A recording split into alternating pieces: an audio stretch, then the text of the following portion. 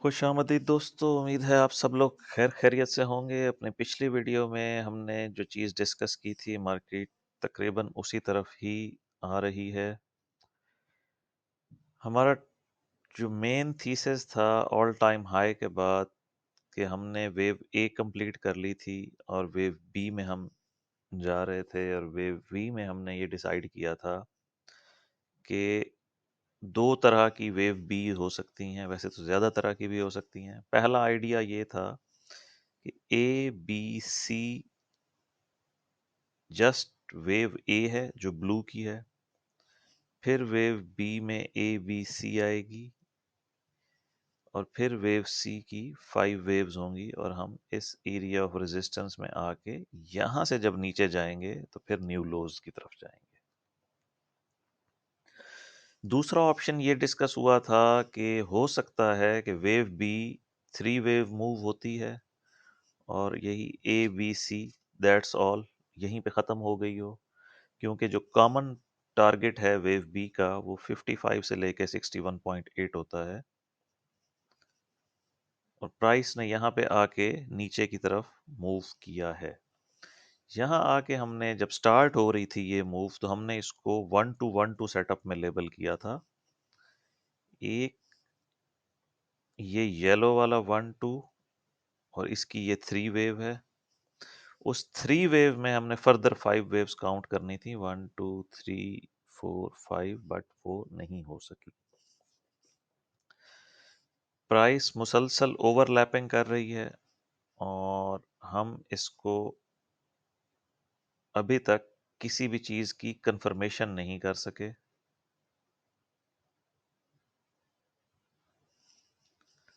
इसमें हम wave B को नीचे ले आते हैं, और ये तकरीबन इसने गोल्डन रेशो को आके रिएक्ट किया है। ये जो 3 वेव मूव था, इसकी जो करेक्शन आई है वो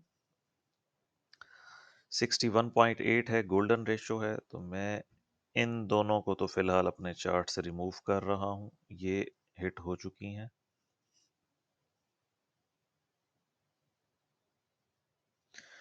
और इसको भी क्लियर करने के लिए हम इन दोनों को हटा रहे हैं।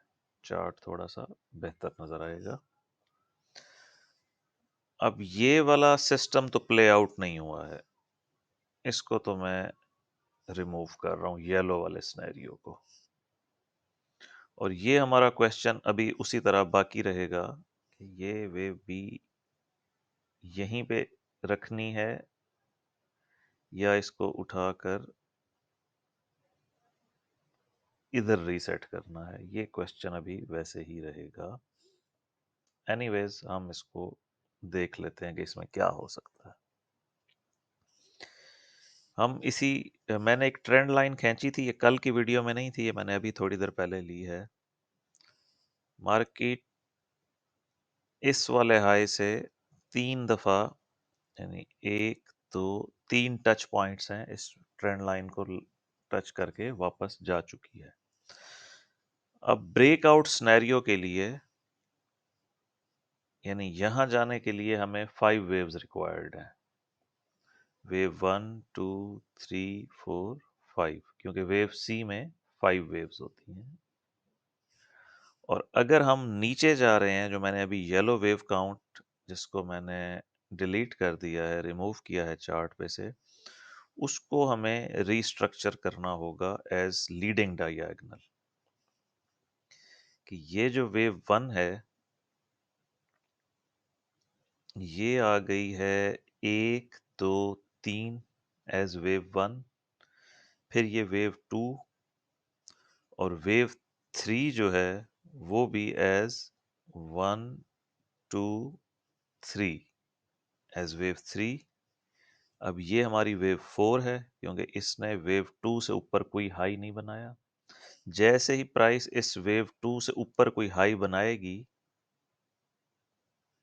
इस वाली वेव 2 से इसको हम ले जाते हैं यहाँ जी। जैसे ही प्राइस, ये प्राइस जो अब यहाँ से उठना शुरू हुई है, जैसे ही वो इस वेव 2 से ऊपर जाएगी, तो हमारा सारा फोकस अगले 3 जो हमारे कह लीजिए कि रेजिस्टेंस के फिब लेवल्स हैं, हमारा सारा फोकस यहाँ शिफ्ट हो जाएगा। हम इसमें से वॉच आउट करेंगे कि प्राइस कहाँ से रिजेक्ट होती है। और जो ये वाला सिनेरियो है, इसमें अभी तक हम वेव 3 ही काउंट कर सके हैं। इसको वेव 4 बनाना पड़ेगा। वैलिड वेव 4 है यहाँ तक।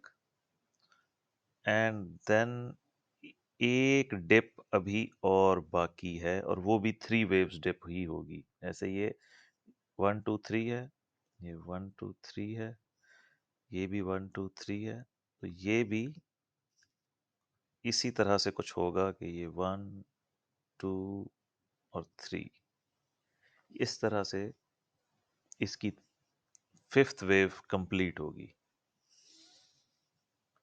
टारगेट वाइज अगर इसको देखें, लेंथ लें वेव 1 की, उसको ऐड करें वेव 2 में, तो आप देखें कि वेव 3 ने 1.618 को हिट किया है, वैलिड वेव 3 है। और इसी तरह वेव 4 की जो रिट्रेसमेंट है डायगोनल के अंदर 61.8 तक होती है, और वो वेव 1 के साथ ओवरलैप करती है। तो इसने भी 61.8 को हिट किया है, और वहां से छोटा सा रिएक्शन आया है, रेड कैंडल बनी है।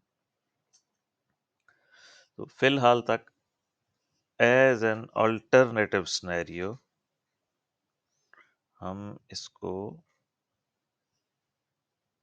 लेते हैं टारगेट वाइज वेव 1 का target consuming, assuming wave 4 complete हो गई है, तो वेव 5 का टारगेट होना चाहिए 1.618, 4533, 4584 अप टू 4451। तो ये वही एरिया है जहां हमारा रेड वाला फिब लेवल है। इसको लेने की ज़रूरत नहीं है, बस हमें एक न्यू लो चाहिए। अगर वो न्यू लो आ गया, तो फिर हम इसको लेबल करेंगे wave 1 of C as leading diagonal, फिर हम लेंगे वेव 2 ऑफ सी, और फिर 3 4 और 5, और फिर हम बिलो 4000 जाएंगे, 3500 या वट जो भी है। उसके लिए, उसको चेक करने के लिए हमारे पास ऑप्शन है कि आप लेंथ ले लें वेव ए की, जिसको हमने कंसीडर किया है कि ये कंप्लीट हो गई है। लेंथ ले लें वेव बी की, कंसीडर कर रहे हैं कि ये भी कंप्लीट हो गई है। तो इसके मुताबिक 1:1 रेशो बन रही है 4006 की, यानी लेंथ ऑफ वेव 1 और ए और length of wave C equal होंगे 4006 के। और अगर इसमें एक्सटेंशंस आ गई, तो फिर ये जा सकती है 3655 से लेकर 3453 तक आइडियली। और अगर ये मैक्स आउट करे अपने आप को, तो ये 3150 या 3200 तक इजीली ट्रैवल कर सकती है। फाइनल जो लेग डाउन आएगा वो फिर लीथल होगा, बट अभी हमारे पास कोई एविडेंस नहीं है कि हम डाउनवर्ड के ऊपर फोकस करें, क्योंकि हमारे पास इस वक्त भी दो सिनेरियो हैं। अगर हमारे पास क्योंकि इसको ना हम A B C W X Y count कर सकते हैं कि ये ए बी सी, उसके बाद इसको एक्स ले लें, फिर ए बी सी, यानी डब्ल्यू एक्स वाई कंप्लीट हो गया। This is just a wave B, और इसको हम उठाकर ब्लू वेव बी को यहाँ पे ख़त्म कर देते हैं, जो आज का इंट्राडे लो है 4657 पे, यानी wave A in blue complete, wave B in blue complete. Currently, we are moving towards upside in wave C in blue, which will complete the circle wave B. तो अभी तक ये ऑप्शन ऑन द टेबल है। हाँ, अगर हमारी resistance काम करती रह गई, अगर इसके बाद एक लेग डाउन और आ जाती है एज वेव 5, और उसके बाद हम एक एरिया लेंगे जो इस वेव 1 के वेव 2 का एरिया ऑफ रेजिस्टेंस होगा। अगर प्राइस ने उसको होल्ड कर लिया तो फिर वो कंफर्मेशन होगी कि वेव बी कंप्लीट हो गई है और हम टूवर्ड्स 4000 एंड बिलो 4000 जाने के लिए बिल्कुल तैयार हैं, और अपसाइड का कोई भी चांस जो है वो फिर बाकी नहीं रहेगा। ये इस वक्त सिनेरियो है ऑन द टेबल। गोल्ड में थोड़ा सा ये इतना क्लियर नहीं है जितना ये सिल्वर का चार्ट क्लियर था। हैं उसमें भी मल्टीपल सिनेरियो, बट डायगोनल्स नहीं है। डायगोनल्स में आपको लेबल करना, काउंट करना, टारगेट निकालना मसला होता है। वो सिंपल इम्पल्स ठीक होता है। एनीवेज, इसके मुताबिक आप चार्ट को अपडेट करें और फिर देखते हैं कि मंडे को मार्केट आज कोई न्यूज़ है।